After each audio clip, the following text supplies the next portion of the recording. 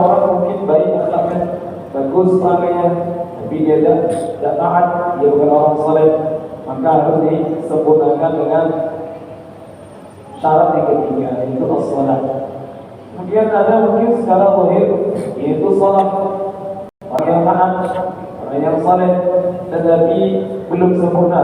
Kita lagi syarat keempat, yaitu alla yakuna harisan fid dunya, bukan orang yang rakus terhadap dunia. Dia adalah orang yang zuhud, orang yang zuhud. Yang terakhir, yang kelima, mungkin dia orang yang akalnya bagus, akhlaknya bagus, orang saleh, tetapi dia juga zuhud, namun belum sempurna, kecuali ditutup dengan yang kelima, yaitu syarat yang kelima, as-sidqu, orang yang benar, orang yang selalu jujur, baik dalam perkataan maupun perbuatan maupun keyakinan.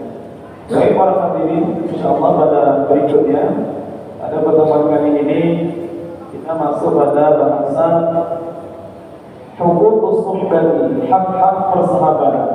Hak-hak persahabatan. Ini bagian yang kedua kata Imam Al-Ghazali. Pertama, syurutus suhbah, syarat-syarat pertemanan, persahabatan. Sekarang haknya. Haknya dalam pertemanan.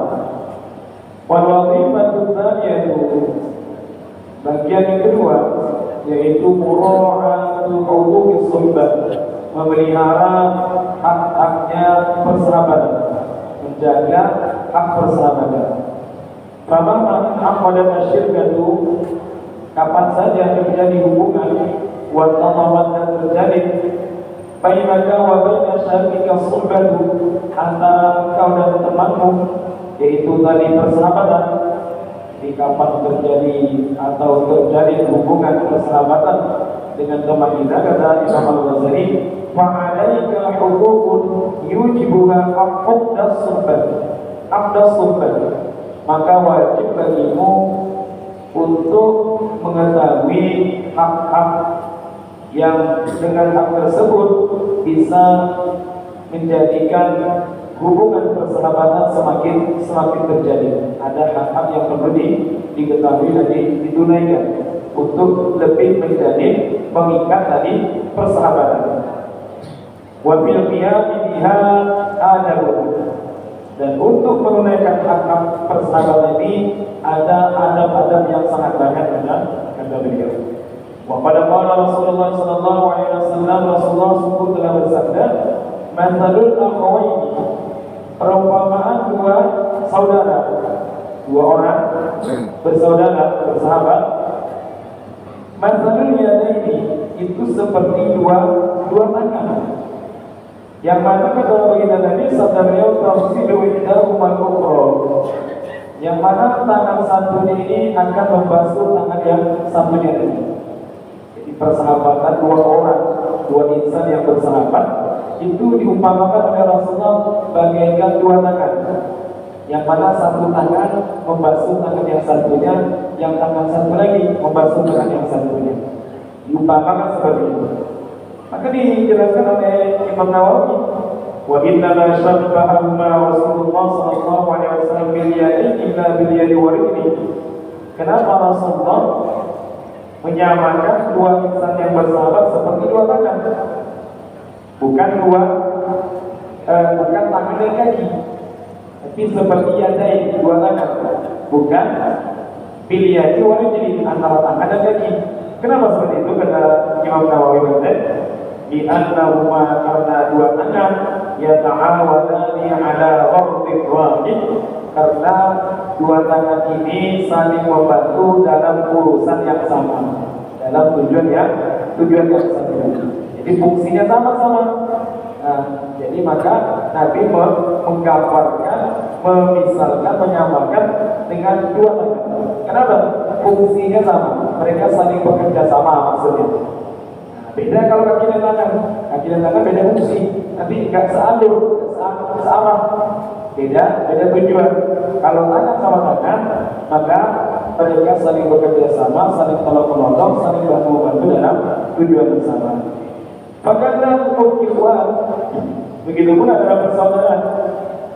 Innama tatimmu ikhwatuha, hanya persaudaraan itu bisa sempurna idza tarafaqa fi maqsadin wahid, bila mana dua orang yang bersaudara yang berteman itu saling membantu dalam satu tujuan.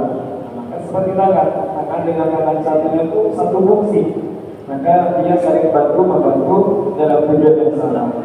Begitulah Nabi menggambarkan dua insan yang bersaudara, yang bersahabat seperti hanya dua tangan saling membantu dalam tujuan yang sama, bekerja sama. Pada para Rasulullah Sallallahu Alaihi Wasallam satu ketika Rasulullah Sallallahu Alaihi Wasallam masuk ancaman ke sebuah hutan, fajtana minha siwakain. Lalu di dalam hutan tersebut, dalam kebun itu, Nabi mengambil dari ranting-ranting pohon yang di situ ada dua siwak. Jadi beliau ngambil pohon di situ untuk dijadikan siwak. Ahaduhuma fi wajud, yang satu siwaknya ekor, wala baru mustaqim, yang satu lagi yang siwaknya itu lurus. Jadi Nabi ngambil dua siwak, dua kayu siwak di kebun itu, yang satu bengkok, yang satu bentuknya lurus.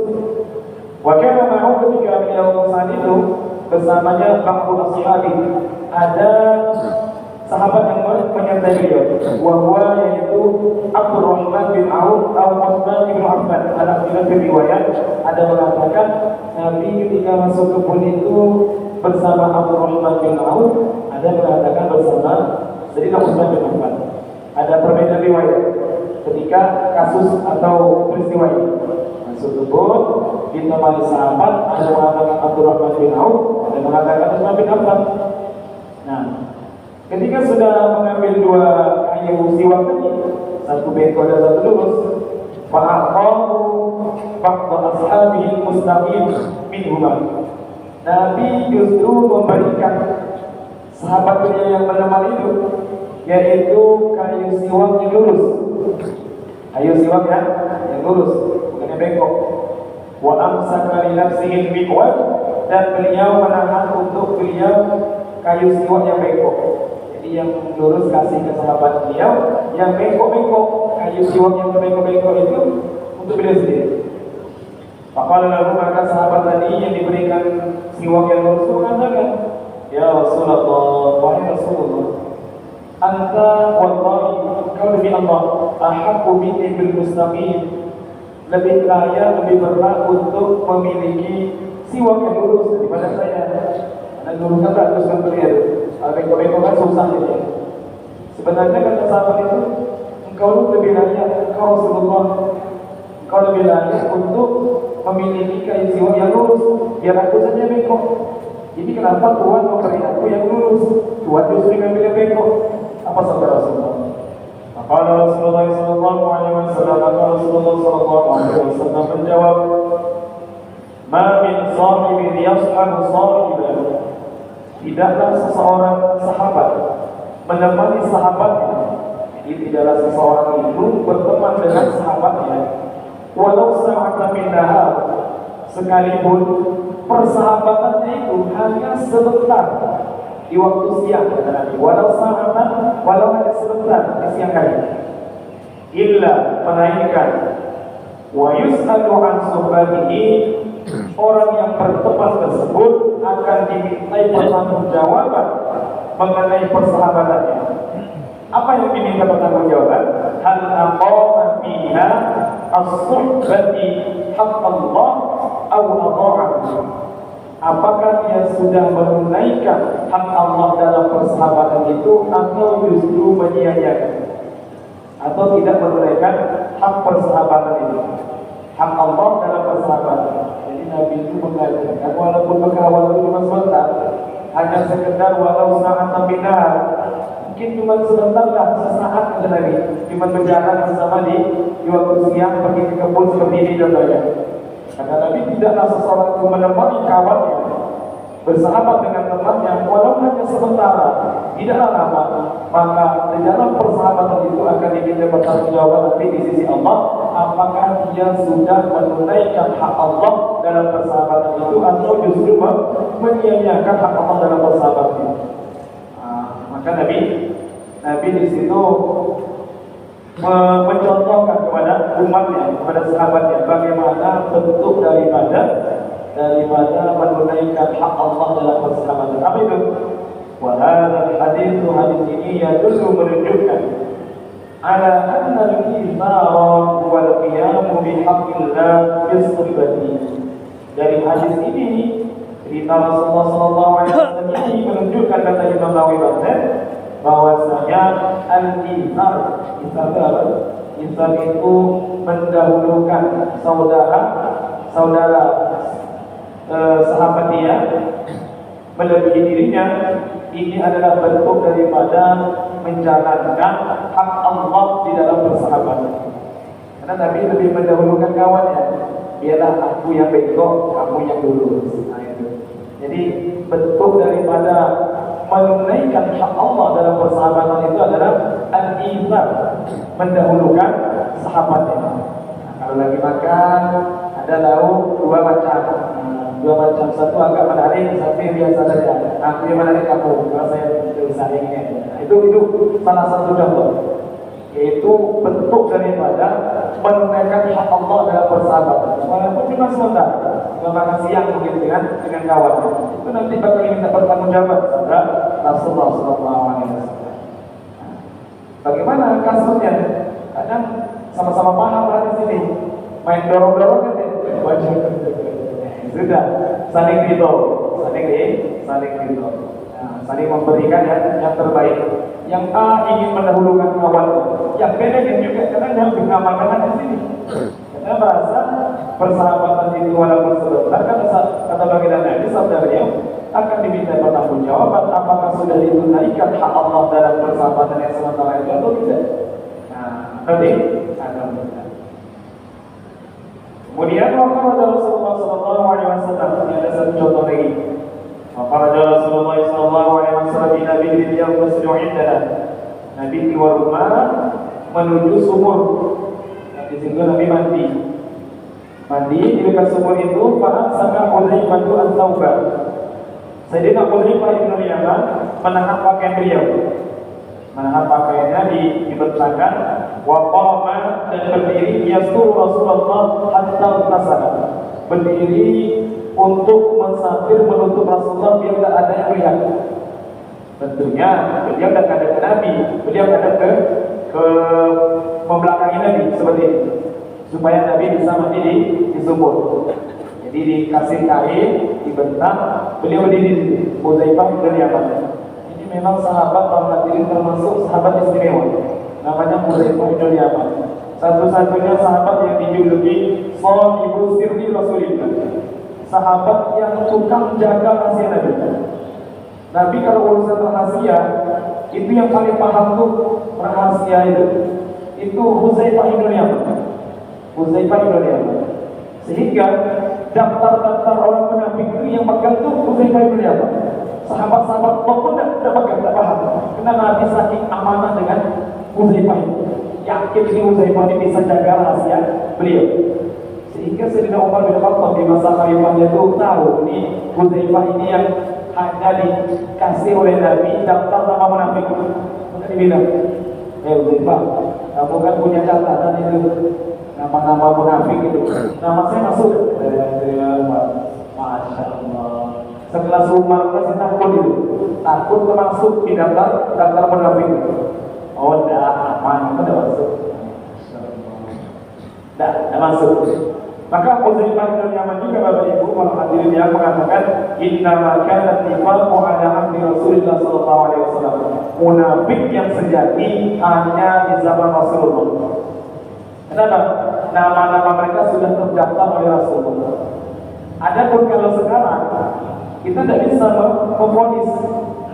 Yang ada sekarang ini sifat-sifatnya saja.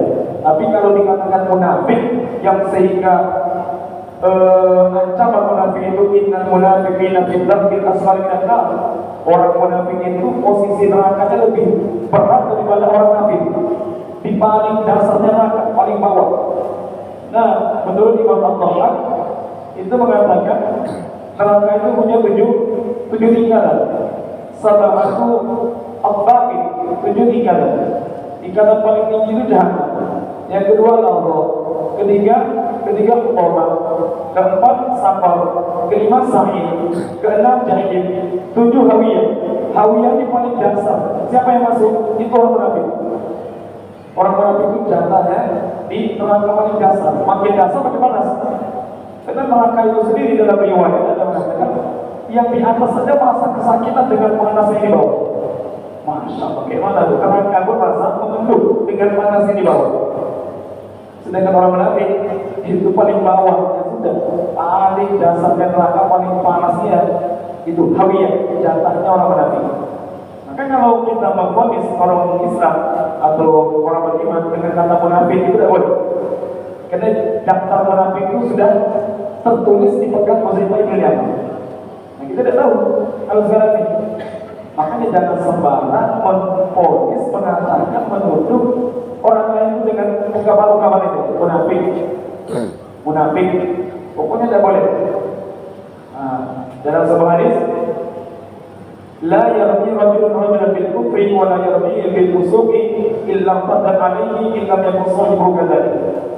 Tidaklah seseorang itu menuduh temannya dengan tuduhan fasik, kafir, munafik, ahli bid'ah, melainkan tuduhan itu kembali ke dia bila mana tuduhan tidak sesuai dengan pada kenyataannya. Banyak sekarang ini nuduh-nuduh sembarangan, bilangnya tadi ahli bid'ah. Hati-hati. Kalau tuduhan itu tidak benar, illa yakun sahibu kadzalik, yang dituduh tidak seperti itu, justru tuduhan itu kembali kepada dia. Maka jangan sampai kita ini mudah menuding, memvonis orang lain dengan tuduhan-tuduhan yang tidak baik. Karena dalam agama ini para hadirin, kita dengan sesama umat Islam itu hanya dua minimal yang diberitakan dalam Al-Quran. Apa itu? Ya ayyuhannasu inna khalaqnakum min dzakari wa untha wa ja'alnakum syu'uban wa qabaila lita'arafu. Satu, ini untuk seluruh manusia. Tujuan di antara diciptakan manusia, Allah mengatakan lita'arafu, untuk saling kenal. Ini satu. Ketika sudah saling kenal, ada khusus lagi untuk orang Islam. Perintahnya sudah saling kenal, yaitu watawassaw bil haqqi wa tawassaw bis sabr, saling sehat menasihati. Itu saja kita tidak diperintahkan untuk menghakimi, tidak dituntut untuk menilai orang. Tidak ada duduk menilai orang itu. Duduknya kita dapat saling kenal antara sesama hamba Allah, saling sehat menasihati dalam kebaikan, dalam kenalan. Itu saja. Kalau menjustifikasi, memvonis, menuduh, menilai, menghakimi, itu tidak ada dalam Islam. Tidak ada.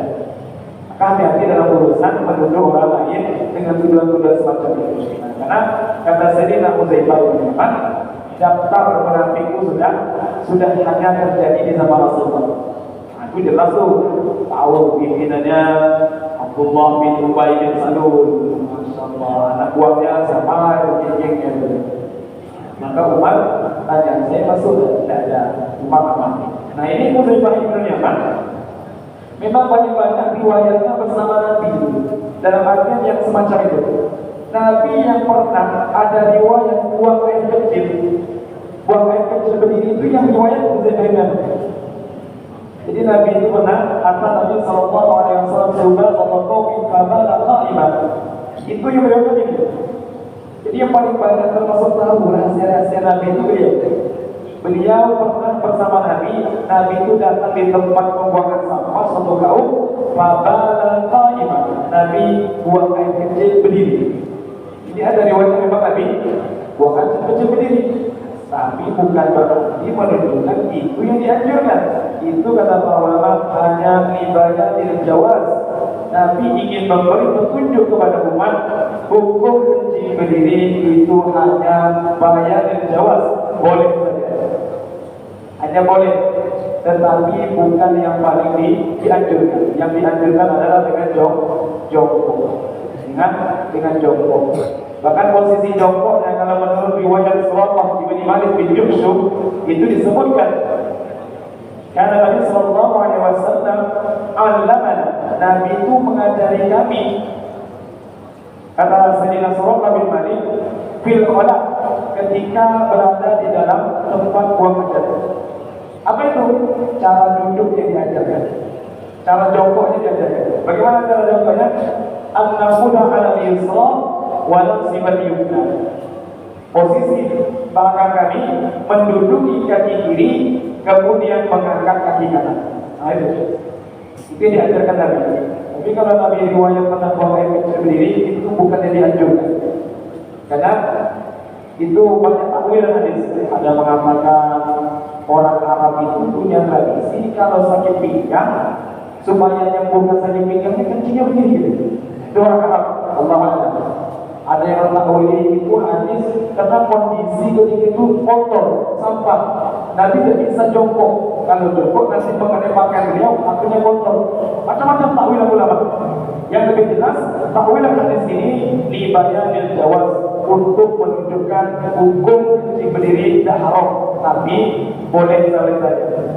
Boleh saja, yang penting harus betul-betul tetap bisa menyempurnakan menuntaskan air kencing itu, jangan sampai tersisa. Karena Nabi pernah melakukan, berarti hukumnya tidak haram, tapi bukan yang paling afdal. Nah itu Uzaifah bin Yaman. Dan riwayat ini lagi-lagi Nabi ketika itu mandi, bayangkan mandi kan termasuk privasi, tapi yang menemani saya Uzaifah bin Yaman. Nabi mandi di sumur, Uzaifah langsung siaga, diambil itu kain, baju, mandi lagi. Sampai Nabi selesai. Sumpah rasa Uzaifah itu ketika Nabi selesai, beliau duduk. Untuk apa? Giliran dia bertasila, giliran Uzaifah bin Yaman duduk untuk mandi. Ternyata mandi yang dianjurkan itu hendaknya duduk. Bagusnya duduk. Apalagi kalau Sayyidina Utsman, Masya Allah, Sayyidina Utsman itu saking malu dalam riwayat mandi itu lagi, saking tidak mau tubuhnya itu lalu ditampakkan gitu, melihat Allah sendiri. Itu Sayyidina Utsman itu mandi sampai menutup gitu, saking beliau itu malu. Tentunya hal posisi ini bisa dilakukan kalau duduk, kalau berdiri mana bisa payah. Intinya, sumada rasa Uzaifah itu jangan dipermasalahkan dalam artian bagusnya seperti itu, bagusnya hanya itu. Kalau tidak bisa duduk itu sudah begini. Kemudian Uzaifah balik gantian duduk untuk apa? Ia watasila ini mandi. Ketika Uzaifah mandi, ini sifatnya Rasulullah. Karena wala Rasulullah at-taubah. Giliran Nabi ngambil kain penutup tadi, beliau ambil. Wa qama yasru Uzaifah ta'anil nas. Nabi kembali menutup diri Uzaifah seperti ini. Untuk menutupi Uzaifah jangan sampai nampak ketika mandi oleh orang-orang. Pak apa Uzaifah itu? Sayyidina Uzaifah itu tidak mau cakap Nabi ini berlebihan. Bayangkan, ini bukan tuan guru, ini Nabi Muhammad itu. Nabi Muhammad berkhidmat kepada sahabatnya, menutupi sahabatnya seperti itu. Kita aja lah, ya. Kalau ada tuan guru berdiri untuk kita membuka mandi, kita boleh begini. Ini Nabi Muhammad, kekasih Allah, berdiri untuk menutupi sahabatnya. Maka Uzaifah jangan Nabi jangan. Maka ketika Uzaifah mengatakan itu bi abi anta wa ummi Rasulullah, tepat ya Rasulullah, demi ayah dan ibuku jangan Nabi enak saya. Jangan lakukan seperti ini. Kau berdiri menutup diriku dengan kain seperti aku tadi. Jangan Nabi. Apa kata Nabi? Ba'ata Rasulullah enggan, tidak mau mengikuti keinginan Uzaifah illa ayyasturahu bin thawbi hatta ghasala. Melainkan Nabi tetap menutup sahabatnya Uzaifah bin Yaman berdiri sambil pegang kain supaya Uzaifah bisa mandi nyaman, tidak dilihat oleh orang lain. Masyaallah. Ini bukan tanggung nih duduknya. Nabi bersedia mengkhidmati sahabatnya dengan menutup sahabatnya pakai kain. Gantian. Ini satu pelajaran penting juga. Walaupun kita mungkin orang hebat, mungkin punya pengaruh, mungkin punya kedudukan, jangan sampai tidak mau berkhidmat kepada saudara kita yang mungkin memang membutuhkan.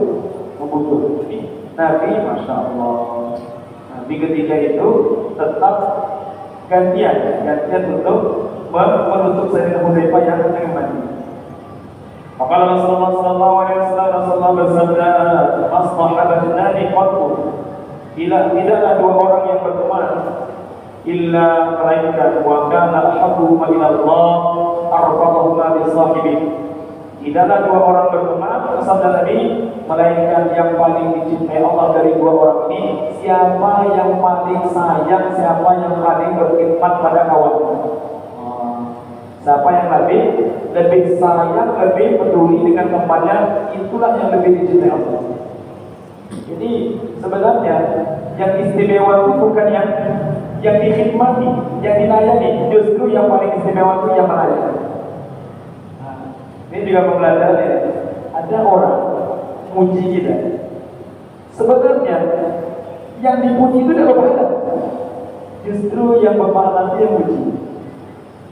Ini gambar, maksudnya itu tidak usah senang dengan puji, karena yang berpahala itu bukan yang muji, yang berpahala itu yang muji, karena dia menyenangkan hati saudara muslim. Kalau orang kan hanya sibuk pengennya dipuji, ada dipuji itu tidak dapat pahala. Yang dapat pahala itu orang yang puji. Akhirnya sama ini. Sebenarnya yang dilayani itu enak, tapi ingat yang dilayani bukan yang lebih dicintai oleh Allah Subhanahu wa Ta'ala. Justru yang paling banyak melayani, yang paling banyak mengalah, yang paling banyak berkhidmat dengan sahabatnya, itulah sabda Nabi, orang yang paling dicintai Allah daripada yang senangnya cuma dilayani dan dikhidmati. Wa ada suhbati ibna asyar, masuk kepada adab persahabatan. Ini baru mukadimah tentang adab-adab hak-hak dalam persahabatan. Jumlahnya ada 12. Adab-adab etika dalam persahabatan. Yang pertama, al-itharu bil mal, fa in lam yakun hadha fa badlul fadli min al-mali walau qalilan min al-hajah. Adab yang pertama yaitu memuliakan sahabat dia, mendahulukan sahabatnya dalam urusan harta. Dia memberi harta yang dia miliki untuk sahabatnya. Dia lebih dahulukan sahabatnya. Tapi kalau dia tidak mampu seperti itu mendahulukan sahabatnya, minimal dia memberikan kelebihan harta dia walaupun sedikit ketika sahabatnya membutuhkan. Jadi ini urusan harta dulu. Berkaitan dengan harta, persahabatan yang kaitannya dengan harta. Dia memberi harta, pemberian kepada sahabatnya, itu di sini disebutkan ada 3 tingkatan. Ada 3 tingkatan di dalam membantu saudara dalam urusan harta.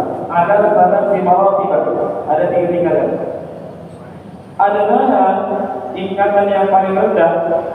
Tingkatan paling rendah dalam urusan membantu saudara, sahabat yang dalam urusan harta adalah an-tunzila sahibaka manzilat ta'abika atau qadimika mataqumu bi'adatihi min fadlati malika fajidaka lahu hajatun wa kana 'indaka fadlatun hajatika a'taitahu ibtida'an wa lam tuhawwilhu ila su'al fa in tawajjahu ila dhalika fa huwa ghayru tafsir fi haqqil ikhwan. Tingkatan yang paling rendah dalam membantu saudara urusan harta yaitu engkau memposisikan temanmu itu, katanya Imam Nawawi, seperti pelayan. Engkau memposisikan dia dalam urusan memberi harta kepada dia itu seperti mana engkau menganggap dia seperti, bukan menganggap, memposisikan dia seperti pelayan. Apa itu? Ketika dia ada keperluan, kamu memberi dia harta dari kelebihan harta yang kamu miliki. Kamu memberikan dia harta ketika dia memiliki hajat, dan kamu memberinya itu, kata beliau, tanpa diminta terlebih dahulu. Tapi kok dia sampai minta dulu baru dibagi, itu betul-betul, kata beliau, ghayatul tafsir fi haqqil ikhwan. Itu betul-betul puncak daripada sikap yang ceroboh dalam menunaikan hak persahabatan dalam urusan membagi harta, ya, membagi duit, berbagi dalam urusan duit, dalam urusan harta. Ini yang pertama, tingkatan paling rendah, engkau memberi saudaramu itu selepas kebutuhanmu tercukupi. Masih ada sisa gitu ya. Kita sudah mencukupi kebutuhan diri, anak istri, ada sisanya. Sisanya dibagikan kepada teman kita yang memiliki hajat sebelum teman itu minta balik. Belum sempat dia minta, sudah dikasih. Tapi kalau sempat dia minta dulu, minta tolong, baru dikasih, itu kata beliau, itu cowok dalam menunaikan hak persaudaraan. Baik, ini yang pertama, tingkatan pertama. Azanya itu tingkatan yang kedua, antan zinalu manzilan nafsi wa tarda bi musyarakatihi iyyaka fi mali. Tingkatan yang kedua, memposisikan saudaramu dalam urusan harta itu seperti kamu anggap dirinya sama dengan kamu. Kalau saya makan, dia harus makan. Saya sekian 50%, dia 50%. Nah, seperti memposisikan temannya itu seperti dirinya. Kalau tadi kan sisa dari harta kita, sisa yang kita miliki baru dikasih ke dia. Sebelum dia minta kita kasihkan. Nah, bagus juga, membantu juga. Tapi masih tingkatan paling rendah. Awalnya itu hasil daripada diberi ketika dia sudah selesai, masih ada sisa dikasih. Kalau kita yang kedua ini memposisikan saudara sahabatnya seperti dirinya. Saya tidak makan kalau saya tidak makan kalau dia tidak makan. Kalau saya makan, dia makan. Amin. Dia seakan-akan hartanya itu dia harta dia gitu. Baju saya baju dia gitu. Makanan saya makan dia. Nah, ini tingkatan kedua. Tingkatan kedua itu berat ya. Ada lagi tingkatan lebih tinggi. Nah, ini jalan. Makanya nanti dijelaskan oleh Imam Nawawi, ini bukan tingkatan sebarang orang. Ini tingkatan para sahabat. Wasanya satu tingkatan berbagi harta dengan sahabat yang paling tinggi, wahiyah mulia yang paling tinggi, antu sirahu ala nafsik wa tuqaddima hajatahu ala hajati inda tasawihima fil hajat. Yaitu tingkatan paling tinggi dalam urusan berbagi harta dengan sahabat, mendahulukan dia melebihi diri, mendahulukan hajat dia melebihi hajat dia, melampaui hajat tidak sendiri. Wahia rutbatu siddiqin, ini tingkatan orang-orang siddiq, orang yang imannya sudah tinggi sekali, seperti sahabat. Kalau kita rasa-rasanya hampir tidak ketemu kalau yang level gitu. Yang tinggi, yang paling tinggi, dia lebih mendahulukan harta ini untuk keperluan saudaranya yang berbeda. Masya Allah. Maka dalam Quran ini dipuji, terutama orang-orang Ansar. Orang-orang Ansar itu punya sifat wa yu'thiruna 'ala anfusihim walau kana bihim khasasah. Mereka itu saking menunaikan, menjaga tali persaudaraan, mementingkan saudaranya, wa yu'thiruna 'ala anfusihim, mendahulukan orang muhajirin walau kana bihim khasasah. Sekalipun orang Ansar masih banyak kekurangan. Kan pernah ada cerita yang keluarga yang Nabi bilang, siapa yang mau menjauh Nabawi ini, siapa yang mau menjauh Nabawi ini, tidak ada yang mau. Ternyata ada satu sahabat orang Ansar ini paling luar biasa saya. Aku dikiranya makanannya di mana, saking memuliakan saudara tersebut itu. Ketika sampai ke rumah, dia bilang makanan tidak cukup buatnya untuk anak-anak kita, untuk makan kita dan anak-anak kita. Dia ini tamu Rasulullah, sahabat Rasulullah. Makanya sudah dia bilang ke siasat, wahai istriku, nanti malam karena rumahnya pakai lampu minyak itu. Maka dia bilang, kamu tetap suguhi makanan yang ada itu. Anak-anak tidurkan dulu, kemudian kamu suguhi makanan. Nanti pura-pura engkau membetulkan daripada itu lampu kita. Ini kan gelap itu. Jadi biarkan dia makan dengan nyaman. Kita bermakan dalam keadaan lapang saja. Masya Allah. Orang kayak gitu. Ini sahabat Nabi Muhammad orang Ansar. Makanya saking mulia dan akhlak orang Ansar di para tabi'in itu di antara kalau di Madinah, insya Allah itu masih banyak keturunan orang Ansar. Kecuali mungkin yang makan agak sipit-sipit itu mungkin bukan darah orang Ansar. Tapi masih ada. Hendaknya kalau di Madinah kalau belanja jangan awal, ini kata guru saya, Habib Qori Al-Khiri. Karena di situ banyak orang turunan dari Ansar.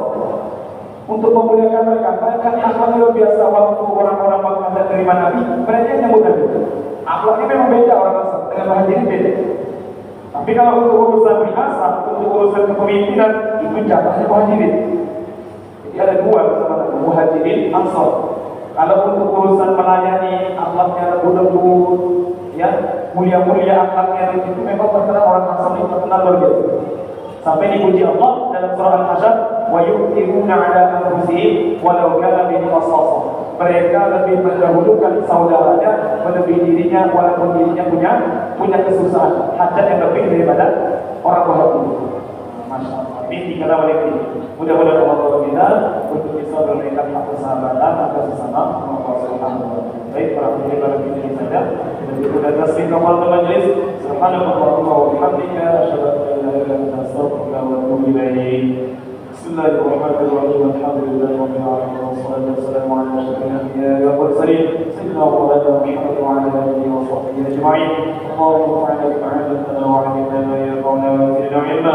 Alhamdulillahi ala kulli hal wa a'udhu billahi min adhabil nar. Sallallahu ala sayyidina Muhammad wa ala alihi wa sahbihi wa sallam. Alhamdulillahi rabbil alamin. Assalamualaikum warahmatullahi wabarakatuh. Masya Allah. Allah. Mantap baju. Allah. Apa tadi maghrib di Rasulullah? Kenapa Rasulullah? Mana?